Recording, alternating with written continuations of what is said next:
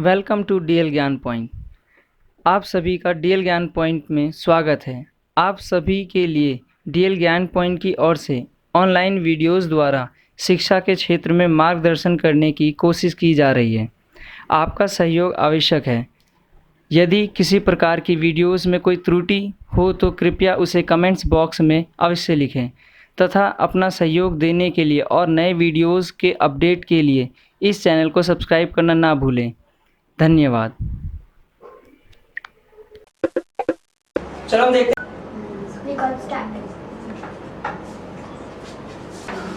चलो देखो,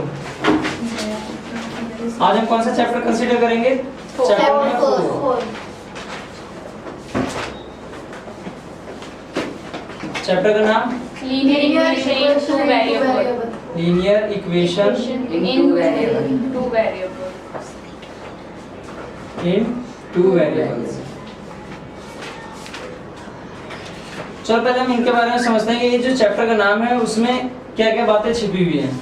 ठीक है, तो पहला कौन सा है? पहला हमारा है लीनियर इक्वेशन। और लीनियर इक्वेशन होता क्या है उसके बारे में समझेंगे। डिग्री किसको किसको पता है? डिग्री क्या होती है? डिग्री होती है highest power of the polynomial. Highest power of the polynomial. Just like 4x cube plus में 7x, इसकी हाईएस्ट पावर क्या है पॉलिनोमियल की? 3। तो डिग्री कितनी हो गई? 3। अब नेक्स्ट हमारा है 4x स्क्वायर प्लस में 7 प्लस में 3x क्यूब प्लस में 4x 7, इसकी डिग्री कितनी होगी? 7। जस्ट लाइक ऐसे एक हमारा और है 4x प्लस में 7, इसकी डिग्री कितनी है? 1। और जिसकी भी डिग्री 1 होती है उसे हम क्या कहते हैं? Linear equation. Linear equation. अब उसमें हम बात करते हैं इन टू वेरिएबल। किसमें? Two variable. In two variables means है हमारा जिस भी पॉलिनोमियल में polynomial has two variables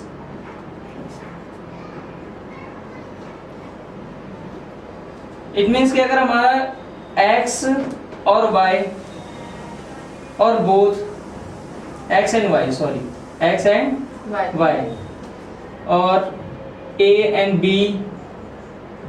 etcetera, अगर हमारा कोई भी अल्फाबेट जो मिनिमम 2 यूज हो रहे हो, ठीक है, उसे हम कहते हैं टू वेरिएबल। अगर 2 है या 3 है 4 है 5 है, वो हमारा क्या होता है? वेरिएबल बढ़ता जाता है। जैसे हमारा मोनोमियल हो गया और बाइनोमियल हो गया, ट्रिनोमियल, वो हम किस पे देखते हैं? टर्म्स के ऊपर। लेकिन हम यहाँ पे क्या बात कर रहे हैं? टू वेरिएबल्स की। किसकी? Two variables. टू वेरिएबल्स हमेशा कितने वेरिएबल्स होंगे? उसमें अल्फाबेट्स कितने होंगे? 2। कम से कम कितने होने चाहिए? 2 होने चाहिए। ठीक है, तो ये हमारा हो गया टू वेरिएबल्स। चलो हम देखते हैं कि इसका फॉर्मेट क्या होता है। हमारा लीनियर इक्वेशन का फॉर्मेट किस फॉर्मेट में होता है उसे हम कंसीडर करेंगे।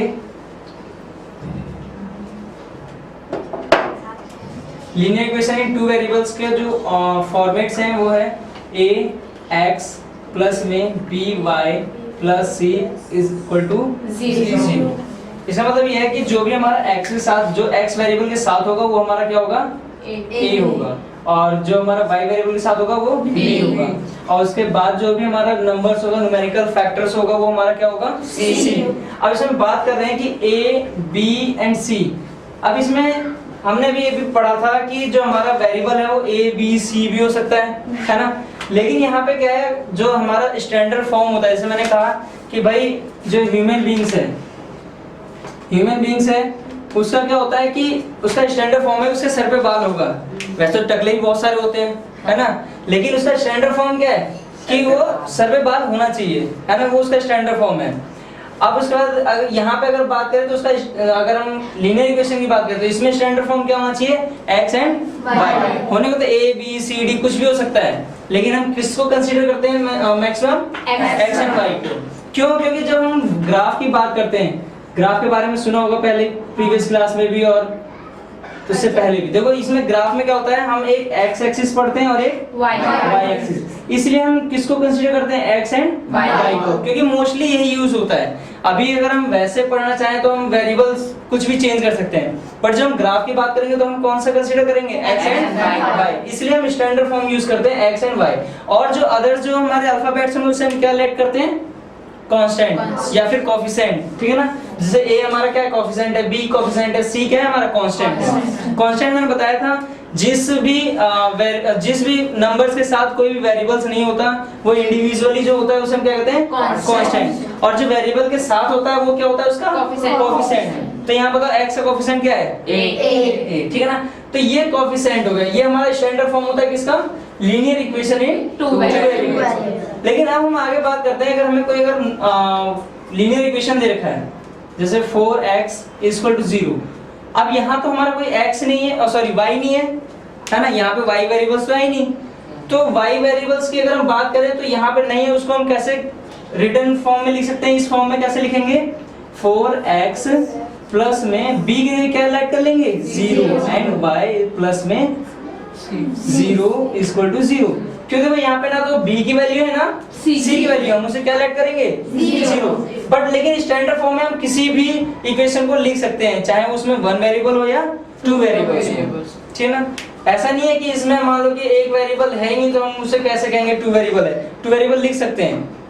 हाँ ये बात अलग है कि उसमें 1 वेरिएबल यूज हुआ है, लेकिन इसे हम 2 वेरिएबल्स में कंसीडर कर सकते हैं, उस फॉर्म में रिटर्न रूप इसे दे सकते हैं, ठीक है ना। अब अगर हम कंपेयर करें कि यहाँ से अगर हम स्टैंडर्ड फॉर्म से कंपेयर करें तो a की वैल्यू क्या होगी 4, b की वैल्यू क्या होगी 0, c की वैल्यू 0, ठीक है। यहाँ तक क्लियर है। ये हमारा क्या है, हम कंपेयर करके a b c की वैल्यू फाइंड करें। क्वेश्चन में आता है कि भाई बताओ अगर हमारा ये इक्वेशन दे रखा है तो इसमें a b c की वैल्यू क्या होगी, तो हम कैसे फाइंड करेंगे, कंपेयर करके। ऐसा नहीं इसमें कोई फॉर्मूला लगाएंगे, ऐसा कुछ करेंगे, ऐसा कुछ नहीं, इसमें सिर्फ ओनली हम क्या करते हैं, कंपेयर करते हैं। चलो एक क्वेश्चन में तुम्हें देता हूं, उसे कंपेयर करके उसे सॉल्व कर दिखा लो। 4x प्लस में 7y = में 5। अब इसमें बताओ a की वैल्यू क्या होगी 4, b की वैल्यू क्या होगी 7 और c की वैल्यू क्या होगी, नहीं यहाँ पे c की वैल्यू क्या होगी -5, क्योंकि मैंने देखो स्टैंडर्ड फॉर्म में क्या लिखा हुआ है, इधर के राइट हैंड साइड में हमारा क्या है, ओनली 0 है, बट यहाँ पे राइट हैंड साइड में क्या है 5। तो हम इसे क्या करेंगे, हम इसे एलएचएस में यानी सॉरी हम इसे लेफ्ट हैंड साइड लेके जाएंगे, ठीक है ना। किस साइड लेके जाएंगे, लेफ्ट हैंड साइड। तो इसमें हमारा ये जो 5 है वो किस में आ जाएगा, कन्वर्ट हो जाएगा -5, ठीक है। तो हमारी c की वैल्यू क्या आ गई हमारी c की वैल्यू आ गई -5, b की वैल्यू आ गई 7 और a की वैल्यू आ गई 4। क्लियर है। चलो एक क्वेश्चन तुम्हारे प्रैक्टिस के लिए देते हैं, y = में 8, इसमें a b c की वैल्यू फाइंड करके दिखाओ जल्दी फटाफट। चलो इसका आंसर देखते हैं। इसका स्टैंडर्ड फॉर्म क्या होगा, 0 × x प्लस y। अब इधर कन्वर्ट होगा तो क्या होगा -8 = 0। अब यहाँ से डिफाइन कर सकते हो, a की वैल्यू 0, b की वैल्यू 1 एंड c की वैल्यू -8। अब यहाँ से 1 की वैल्यू कैसे हमने फाइंड की, जब भी कोई वेरिएबल का कोई कोएफिशिएंट गिवन ना हो तो हम उसे क्या लेट करते हैं 1, ठीक है। चलो हम नेक्स्ट देखते हैं।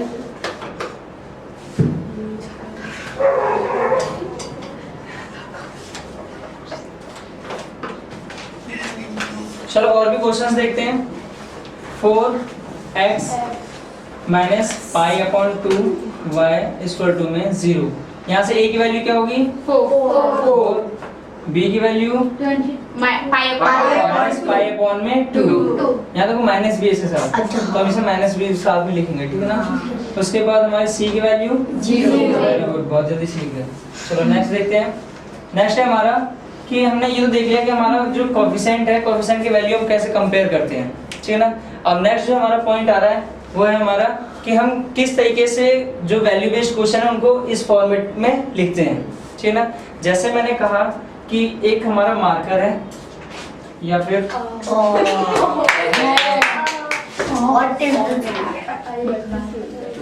पानी फिर गया भैया इतना समझाया था सभी। चलो हम देखते हैं। जैसे मान लो कि एक हमारे पास मैच बॉक्स है, ठीक है। अब मैच बॉक्स हम परचेज करने जा रहे हैं, उसके बाद हम एक लाइटर भी ले रहे हैं, ठीक है। अब इन दोनों कॉस्ट को हम क्या कर रहे हैं, कंपेयर कर रहे हैं। मान लो कि इसने कहा कि जो मैच बॉक्स है इसकी कॉस्ट है ₹1 और इसकी कॉस्ट है ₹20।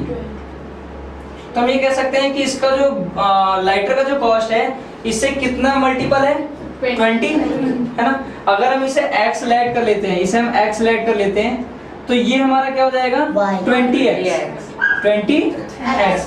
बट यहाँ पे देखो हमने यूज तो अभी भी देखो क्या किया, हमने कॉस्ट को हमने लेट किया कि मैच बॉक्स का कॉस्ट x है, देन हमारा लाइटर का कॉस्ट कितना है 20x। देखो दोनों में हमने कौन सा वेरिएबल यूज किया है, x। इट मींस कि हमने कितने वेरिएबल यूज किए, 1 वेरिएबल। अब इसी को अगर हमें 2 वेरिएबल में शो करना हो तो कैसे करेंगे, वो देखते हैं कैसे करेंगे। यहाँ पे मान लो हमने इसको लेट कर लिया x एंड इसको लेट कर लिया y। अब अगर कहता है कि नहीं, क्वेश्चन में अगर ये कहा जाए कि बताओ कि इसका जो इक्वेशन होगा वो क्या होगा, तो इस इक्वेशन को कैसे कंसीडर करेंगे, x इक्वल टू में y। क्या ये सही है, नहीं, क्योंकि ये क्या था, ये 20 रुपए था और ये 1 रुपए था। अगर मैं इसे 20x कर दूं तो ये क्या होगा, y के इक्वल। अब हम क्या करेंगे, इसको इधर ले आते हैं, 20x माइनस में y इक्वल टू 0। ये हमारा क्या आ गया, लीनियर इक्वेशन इन 2 वेरिएबल। तो ऐसे वैल्यू बेस्ड क्वेश्चन बहुत सारे होते हैं। जैसे तुम्हारी बुक में एक दे रखा है नोटबुक, ठीक है ना, नोटबुक का वेरिएबल नोटबुक का एक हमारा क्वेश्चन दे रखा है, उसे भी क्या करना है, हमें इसी तरह से इक्वेशन डिफाइन करना है, ठीक है ना। उसमें क्या कर रखा है, उसमें कर रखा है the cost of notebooks is twice the cost of pen, यानी जो पेन का कॉस्ट है उससे वो दुगुना है, ठीक है। तो उसमें हम क्या करेंगे, उसमें हम सिंपली हमने मान लिया कि पेन का जो कॉस्ट है वो हमारा क्या है x, और नेक्स्ट हमारा नोटबुक का कॉस्ट है वो कितना होगा, y। अब देखो यहाँ पे हम कंपेयर करेंगे और क्या लिख करके ATQ, it means according to question. अब यहाँ पे हमारा पेन का कॉस्ट जो है और नोटबुक का कॉस्ट है वो किस तरह से कंपेयर है कि अगर हम पेन के कॉस्ट को ट्वाइस कर दें यानी डबल कर दें तो क्या हो जाता है, y का कॉस्ट आ जाता है, यानी इट मींस कि y इक्वल टू में 2x, ठीक है। अब वैसे ही इसको स्टैंडर्ड फॉर्म में कन्वर्ट करना है तो ये आ जाएगा 2x, इसको उधर ट्रांसफर कर देंगे माइनस y इक्वल टू 0। ये हमारा इक्वेशन आ गया। क्लियर है यहाँ तक, चलो इसे नोट कर लो, तो इसका नेक्स्ट हम कंसीडर करेंगे।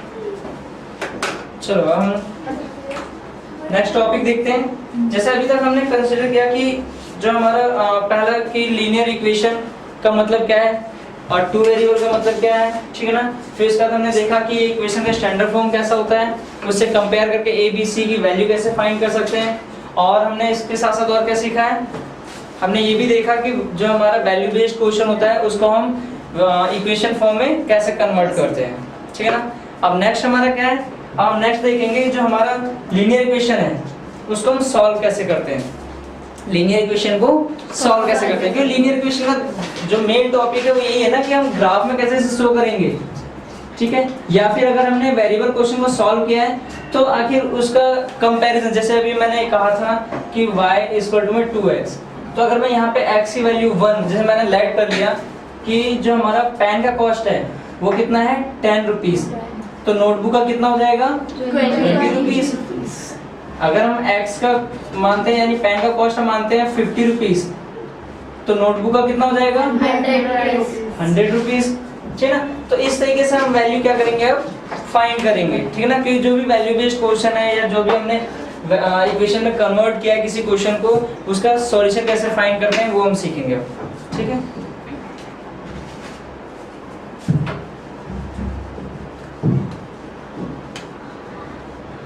चलो तो let's start. x plus y equal to 0, ये हमारा एक लीनियर इक्वेशन दे रखा है, ठीक है। ये हमें गिवन है, हम इसे क्या करेंगे, इसके सॉल्यूशन फाइंड करेंगे, ठीक है। इसके सॉल्यूशन को फाइंड करने के लिए इससे पहले हम एक चीज़ और देख लेते हैं। जब भी हम इक्वेशन को सॉल्व करते हैं, तो हमें पहले ये देखना है कि ये 2 वेरिएबल में है या 1 वेरिएबल में, क्योंकि 1 वेरिएबल का अलग सॉल्यूशन होगा, 2 वेरिएबल का अलग सॉल्यूशन। वैसे तो हम क्वेश्चन जिसका चैप्टर का नाम है वो 2 वेरिएबल है, तो हम बात भी किसी करेंगे 2 वेरिएबल की। लेकिन कभी कभी आ जाता है कि जो इसमें हमारा इक्वेशन होगा वो क्या होगा, वन वेरिएबल का होगा। चलो आगे हम नेक्स्ट टाइम में देखेंगे, पहले हम इसी को कंसीडर करते हैं, ठीक है ना। अब यहाँ पे है x plus Y equal to 0, x plus Y equal to 0। चलो तो देखते हैं, पहले हम क्या करेंगे इसका, देखो हम स्टैंडर्ड तरीके से भी कर सकते हैं और अपने तरीके से भी कर सकते हैं। तो उसके लिए मैं पहले अपना तरीका बताता हूँ कि x इक्वल टू पहले 0 पुट करो, put x equal to 0, then y की वैल्यू क्या होगी हमारी, x की जगह हमारी क्या वैल्यू आ जाएगी 0 प्लस y इक्वल टू 0, तो y की वैल्यू भी क्या आ गई 0। हम करते हैं put x equal to 1, then 1 plus y equal to 0 and y equal to -1। ठीक है, कम से कम मिनिमम 3 सॉल्यूशन तो फाइंड करना, ठीक है ना। मिनिमम वैसे क्वेश्चन में डिफाइन होगा कि कितने सॉल्यूशन तुम्हें फाइंड करने हैं, बट वैसे अगर कुछ नहीं कर रखा तो कम से कम क्या करना, 3 सॉल्यूशन फाइंड करना। क्योंकि जब ग्राफ हम बनाते हैं या ग्राफ ड्रॉ करते हैं इस लाइन का, तो क्या होता है कि उस समय अगर हमने कोई 2 पॉइंट अगर फाइंड किए हैं, 2 पॉइंट फाइंड किए हैं, तो उनसे क्या होता है, लाइन सिंपली हम इसे ड्रॉ कर सकते हैं। लेकिन अगर हमने कोई तीसरा पॉइंट भी निकाला है, अगर हमने सही निकाला तो इसी कहीं लाइन पे कहीं ना कहीं आएगा, एग्जिस्ट होगा। लेकिन अगर कहीं अगर हमने गलत निकाल लिया, जैसे मान लो यहाँ एक पॉइंट आ गया, तो क्या तुम इन तीनों पॉइंट से कोई लाइन, स्ट्रेट लाइन ले जा सकते हो, नहीं ना। तो इससे एरर फाइंड हो सकता है, इसलिए मिनिमम कितने पॉइंट्स फाइंड करोगे, 3। बट अगर क्वेश्चन में जितना पूछा गया उतना हमें करना है। अभी क्योंकि हम ग्राफ तो बना रही है, बनाना नहीं है, हमें क्या फाइंड करना है, सिर्फ सॉल्यूशन फाइंड करना है। ठीक है, यहाँ तक कोई दिक्कत है ना। अब उसके बाद हम आगे बात करेंगे कि और भी से, ये तो हमने सिंपल क्वेश्चन देखा, और भी क्वेश्चंस आ जाते हैं, जैसे सेकंड 3x प्लस में 2y इक्वल टू 0। इसके 3 सॉल्यूशन फाइंड करके दिखाओ फटाफट।